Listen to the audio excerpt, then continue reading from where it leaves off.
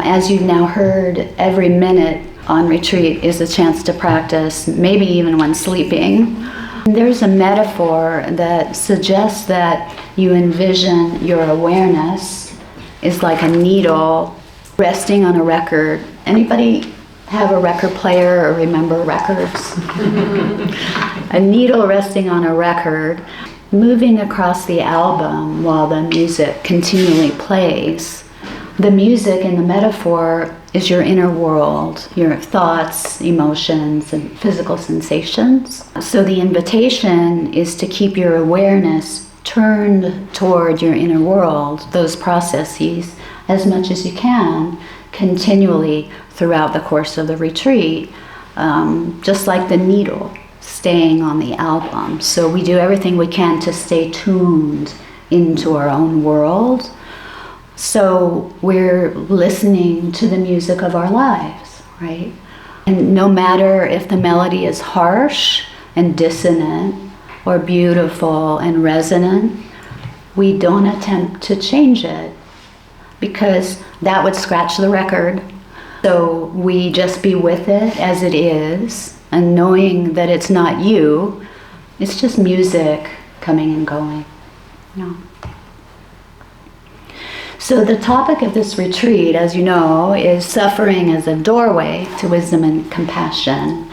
And I came upon this theme because my friend and colleague, Steve Hickman, finally agreed to come and give one of these talks. I've asked him every fall retreat we've had, and his wheelhouse is self-compassion. So that works. And plus, those of you who are at the spring retreat may recall, or not, there was a section of the final talk that focused on 4 ways to work with suffering mindfully. Anyone? Yogi brain helps you to forget what you just heard. Tomorrow you'll forget what you heard tonight.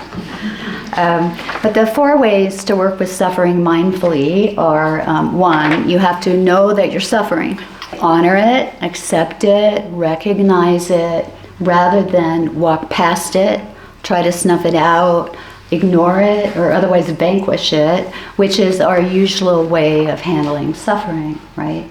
And to do this, very first off, we have to be able to actually recognize that we're not quite content. That something is a little off, or we're being bothered by something, a little thing or a larger one. And then, the instruction is just to pause. Just pause a minute, even a second, and say, this is a moment of suffering. Or just acknowledge this is hard right now. Right now, this is hard. That pause can change everything because it helps us to not put suffering out of our heart, right?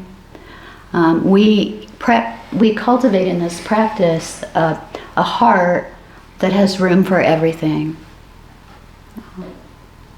And then second, after we know that we're suffering, we have to then know our suffering. By know our suffering, I mean investigate it, lean into the sensations, thoughts, and emotions. Don't push them away. So we stay close to our suffering. The way we might be close to a friend. We would say to a friend, I know you. And so you want to be able to say, I know you suffering. I know you. In other words, we bring mindfulness to the suffering. And to be able to bring mindfulness to suffering, we need stability of mind, that discipline of mindfulness, so we can hold and investigate our suffering without being toppled by it, without reacting to it, and without avoiding it in some way.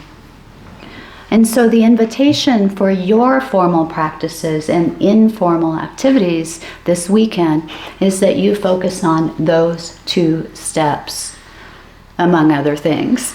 Knowing that you're suffering, and then knowing you're suffering. So these two steps would be a great place to start this weekend. And that could look like this. Let's say you're doing a sitting meditation and your body keeps wanting to move, which bodies do, and you're in a mental battle with that. Anybody, that happened to anyone? And then you would notice that if you're being mindful, you'll notice that, like, wow, I'm agitated, I keep wanting to move. And you just pause and you say to yourself, this is a moment of suffering. This is hard. And then you would start that investigation process, like, is there an itch, or and my jaw tense, or do I have a sort of a ache in my hip that makes me want to change, or does my inner body just feel agitated? So we want to get to know our suffering, know it, right? And this is all opposed to making a problem of it or trying to stop it. From Thich Nhat Hanh, don't throw away your suffering. Touch your suffering, and your joy will become deeper. So once we know that we're suffering, and then we know our suffering via mindfulness, wisdom and compassion can arise. Wisdom and love.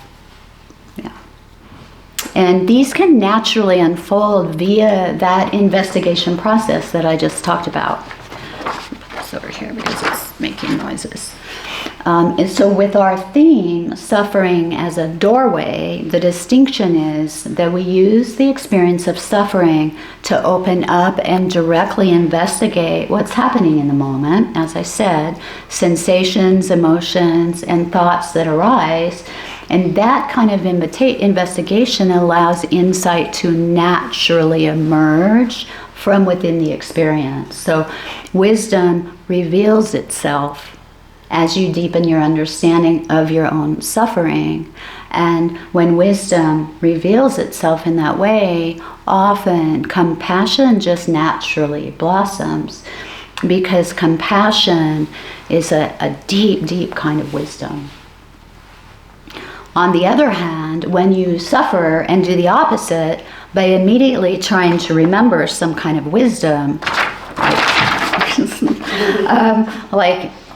and bring it in, we might miss the opportunity to find this inner clarity that's already present. And this reinforces the idea that wisdom is somewhere else rather than arising from within our own direct experience. So the key difference is whether we engage with suffering as a doorway to look inward, allowing our awareness to blossom into wisdom and compassion, or whether we turn away from the experience and seek to grab some memorized wisdom and bring it in.